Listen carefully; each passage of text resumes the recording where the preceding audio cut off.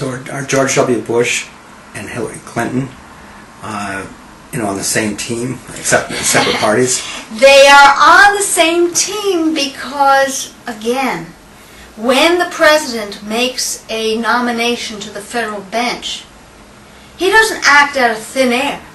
He acts upon suggestion and recommendation and entreaty of other political figures.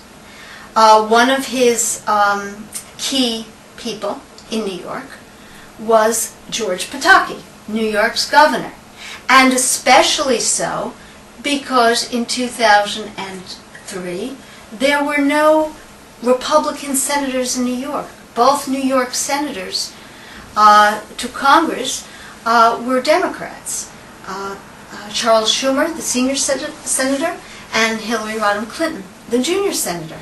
So Pataki had a special pull because there were no Republican senators.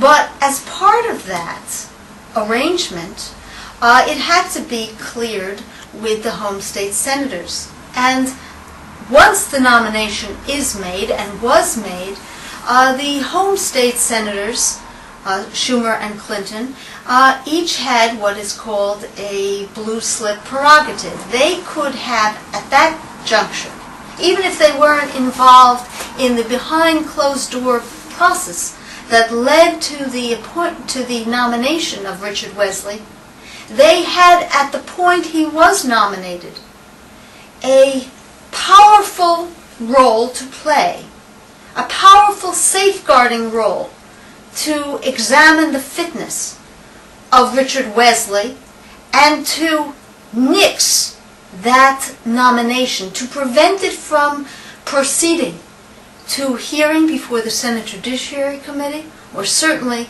to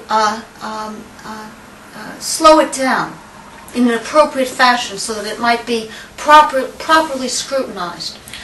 What I brought to Washington in answer to your question were these boxes, but verifying what Richard Wesley had done in the two public interest lawsuits against the Commission on Judicial Conduct and the second one involving billions of dollars of New York bonds and the way New York goes about its backdoor borrowing and financing, which was at issue in the other case.